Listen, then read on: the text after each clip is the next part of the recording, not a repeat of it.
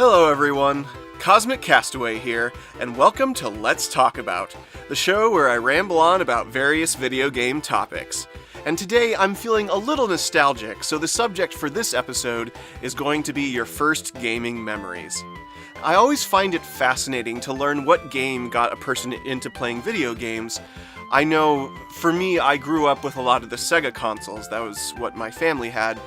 I always enjoyed playing those with my family and friends, but I also enjoyed all the other consoles that are available. I don't think I ever really got into the console wars either back in the day or in the last decade or so.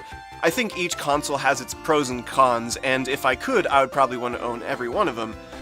As for myself, I've always enjoyed playing video games, and it's something I can remember doing as far back as I can remember.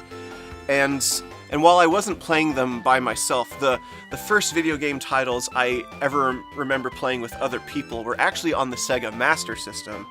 And that would probably be Safari Hunt, which is this fun little light gun shooter in the vein of Duck Hunt on the NES. Just instead of ducks, you were shooting all sorts of animals. The other title was World Soccer, which is kind of funny because I'm not actually into sports games that much nowadays, but I imagine I had a lot of fun playing that title with my friends and family back in the day. And looking back at these two titles now, they've got some really charming visuals for the system they were on. The Sega Master System actually, despite its limitations, was capable of doing some pretty nifty stuff. You should go back and play the original Phantasy Star if you want evidence of that. That's a great turn-based RPG for its time. It looks beautiful for the system it's on.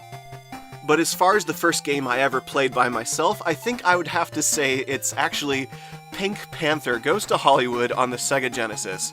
I know that's probably like a really bizarre first choice, but I remember watching some of my family playing that game when it first came out, and I love the Pink Panther cartoons. I hadn't seen the actual movies yet, but I love the character, and it just looked like a fun game, and I wanted to try out. And it's kind of funny, because I was actually, not that I'm a top-tier gamer by any means, but I was particularly bad back in the day, so most of the titles I started I never finished. That was until the Sonic games came around. So, regardless of what you think of the series now, the Sonic games are very near and dear to my heart, because the Sonic games are what made me fall in love with video games in general. I remember being over at a friend's house and watching him play Sonic the Hedgehog 2, and it was just the most incredible thing I'd ever seen at the time, and I knew I wanted to play that game and get it for myself. And so for the next couple of years on the Genesis, I got every Sonic title that was available: Sonic 3, Sonic Knuckles, Sonic 3D Blast, you name it, and I think the only one I didn't get was the Mean Bean Machine, but that was a little different from the main series Sonic titles. And it's interesting to kind of reflect and look back on how those first few games I played, like Safari Hunt, Pink Panther Goes to Hollywood, those aren't normal titles you'd suspect someone who's into video games would start with, but I think that's why it's important to have sometimes offbeat licensed games like that. They don't have as great of a reputation nowadays, but back then, I think there was a big draw for a lot of people. I know I bought a lot of the Disney games, like Aladdin and such, because I loved those movies growing up, and I wanted to play the video game counterparts of them.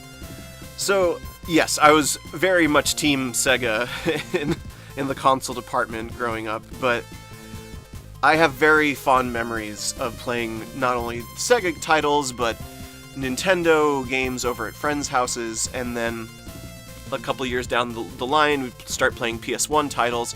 I unfortunately missed out on the Sega Saturn.